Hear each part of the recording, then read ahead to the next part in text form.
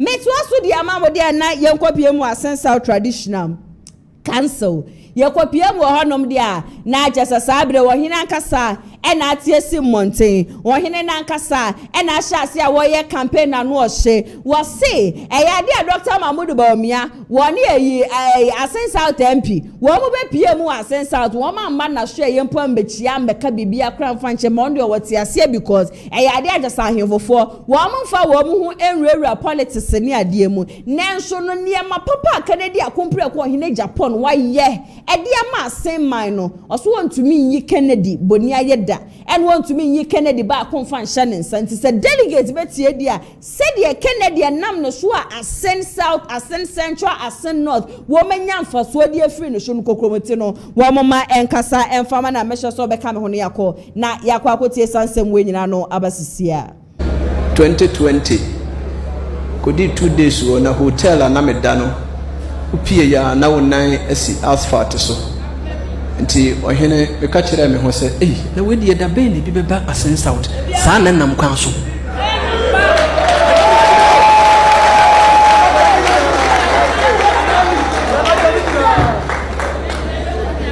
na aya na otna social media ho ensem a wotel papa yi anya bibi kura no me de me menye politician ma mfere me a me ma mo frɛ me nti ene ma yedai maba papa yi anya bibi kura no analysis am me kan ye nhwɛ papa yi ne ma me efiri mu am say papa de din kan efiri mu ansa na ne ma me eba ahana analysis kakra bɛhye ne comparison kakra abɛhye no papa yi etumi pulu the whole Ghana mo ba asimfusu na etese ye by election na kire se nipa sei no owodo de mo bia owotima de mo bia samre no na afena multi tv aba omuso amu ne omanyira de ho Ghana ni ami ho bi hwe bi o tv so manko bi hwe bi o tv so na nipa sei ne se adum apie se ya enti sabi ya to twene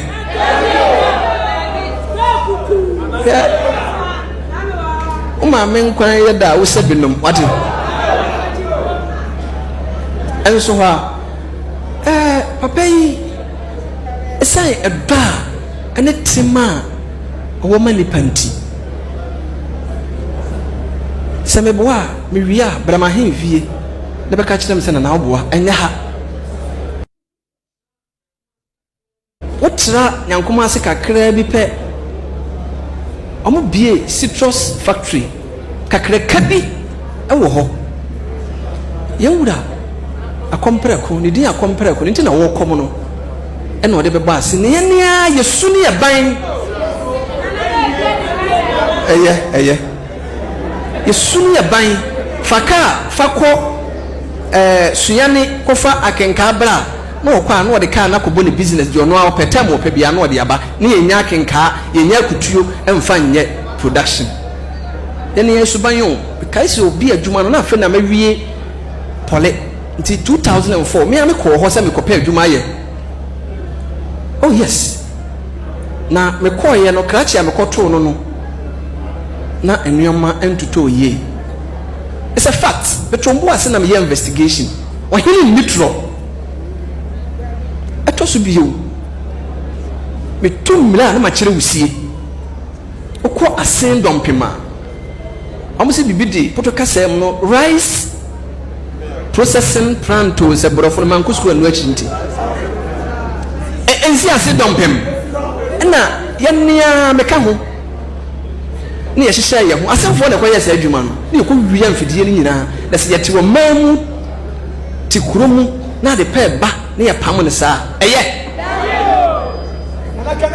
hwe factory esi ho hwe mfidie a egu ho ntia ya edu ba bia no bi kan ya wo radio so na kan wanya hwe na wonfo na nyuma mrai de ma kan meboa na ya ne ho nsem na doso na wo kasa no wan kan ya ade be kye no no wanya asem we de me kan factory mienu ensisi ho jimi de senya me ya adum no nya kwanya ba obebie bebie na menya bia ye na wonso anya bia ye mimpo de minkope bi sanse me ye adwuma dada be de sa kwanya ne be ma wo na wakwa kope bia ye what Assin ha training college by papa yi untumi nyi ne din firim esa nipa wei no wanya na yenyina na chi emto akuturuku no onkonanim na wo gina nanim tukuturuku no bono e ma ne tofom nursing training no eni ho medin tro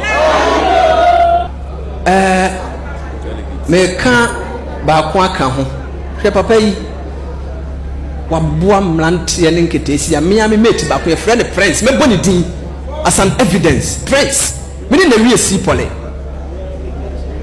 honorable ye mate honorable Kojo Asmeni former MP ye mate many Prince in the wie si pole na ba na si ya regale wiwa no no ye wie pole na nche obanya adwuma kura kakra wa Assin South ha na honorable kuro ya pagya no Canada straight oye ne connection wan kan kire me kodu won ofre me kwadwo tie ma beduru ha o Canada why na boa o ose honorable Ken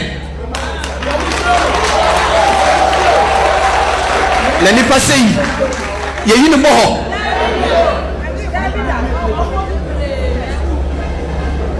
me mate ono me no ne start KG ina ewie o American sisi a friend of Isaac Ampop is an evidence honorable Ken and a boa no na me say ya dem man hu ni ntem nam so ambo mbiyo hello ene nyame ya aduma president wo nya obaboa me honorable Ken ene entim fodwo mu nyina ya de hie o mu nyina ya de hie prekopen na nanom ye ka mu nyina ya dai ebu na ya hwe na omotu anamompa ena ayedai aboa ye nyina na krachi yedi anyasa obenya asem na de atie ne se ohun se na nanom ye nya politics per Ghana constitutions yenka ho chieftaincy at 2008 yenka ho ntimegidi se eno na honorable ntimfodwo ejina so a ye nyina ye wura honorable Bawumia his excellency Bawumia ba ha wa mfre ye am se ntia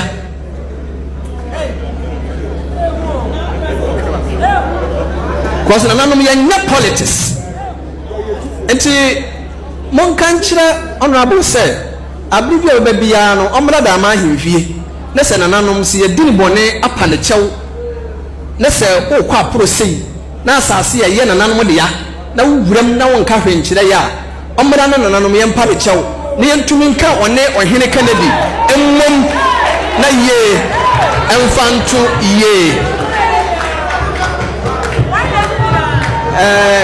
bede me kasa ebe wiye no wode ye obu ha wote ha yo ba ya ne se obetie nsem no wa posti ai wa here wa betie posti emmom me tufu se owo emmoa bi na nanom mfa ncheme ye frɛ no okoto emmoa nkoto crabs udi omu nyina gudanse mu a se obema kwan pa na wafo no omu nyina begum sa ania no anso akire de gwam hu nyina no omu nyina awu se tam mesra mo mamo nye sa wate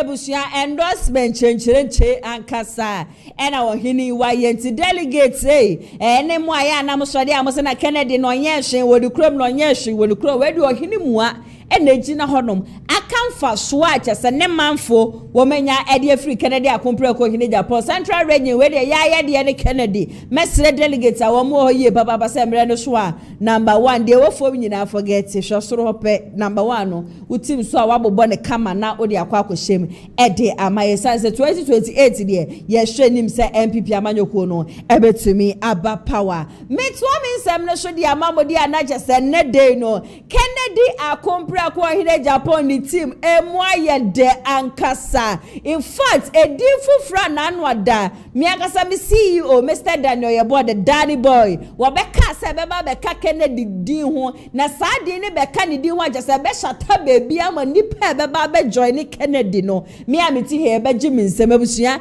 E di ne ba ye se Mr. Jobs no. And ne amani pa bebre na ba be join Kennedy team to the extent say former president at the Ghana Bar Association. Ebushia Yabuafo Esquire ne sabre ya no mokase wabeye fully and highly connected. Now when the ebisa say hey never is one of join Kennedy team no say message na Kennedy airton no obia in the history of politics obia anton sa history ni bi obi anton sa message ni bi just say Kennedy message na no dey na just say message na kita no to the stance what to be gina baby o to make say oba ministries bi ohono ma ebekọ Ashanti region ebibekọ Volta region ebibekọ we no according to Yabuafo was say asem na Kennedy ka ne wo hum eyade ebetumi aboa na 2023 no na eja obi betie wo ni choice ntu no di ba omi echi. But say yakoto abewie na Bawumia beka che Ghana for so onu de we mate but na yakọ so nyina no onim ho hwe waso obi a we good leader no every leader accept criticism into said Dr. Mahmoud Bawumia accept criticism media and na ebusuamo amashuma we good leader yenko na yenkotie ya obuafo Esquire ne nsem no emra sisia. I've finished my term. I can start doing politics, and currently I'm connected. That's the most important. Connected. I'm connected. That's the most important. But why? Why Kennedy Agyapong? Oh, because he's singing a new song. He's singing a new song. A new song, political song, What's and that resonates with me. His message of jobs, his message of just creation of jobs for the unemployment. That sings with me. And you know why he sings with me? He has been saying things differently. Nobody has said it. He's been telling us that he's going to move critical government agencies to other regions to bring the whole country onto the energy to Western region. Oh, God in His infinite wisdom created this republic called Ghana, blessed us with so many natural resources. But it's so remarkable that the less endowed region is our most developed region, the center of Greater Accra, not even the region. The center of Greater Accra. It's our most difficult what? It's our most developed region. Okay. You get the point? That is an anomaly. Let's look at how our foreign investors behave.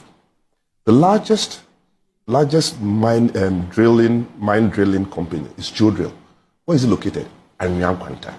For the simple reason that 97% of Ghana's gold resources is from Amansie to Wassa. That's where they are. You go to Asamankese. And that's where his headquarters is. That's where the top engineers are. They live there.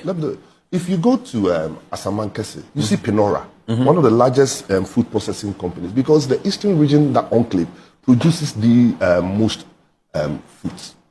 You go to Nasia, you see the Indians have built a rice mill on the Bolga because paddy rice is from that area. How come a petroleum commission is in the ministry's area when all our oil reserves is in Zima enclave? So when somebody is charting a new course, we all have to get connected with that person. For me, it's very, very important that now we have somebody who seems to have gotten into the hearts of people, telling people what we need. Because if you look at the number of graduates that we produce, about 110,000 every year. If you are not fortunate to work in NPA, Senate, that small enclave, what happens?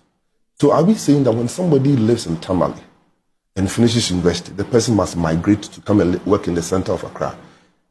Can we bring everybody there? So when somebody tells me that I'm going to move this one here, do this one here, just as our foreign is good from the Lord and don't do what is bad from the Lord.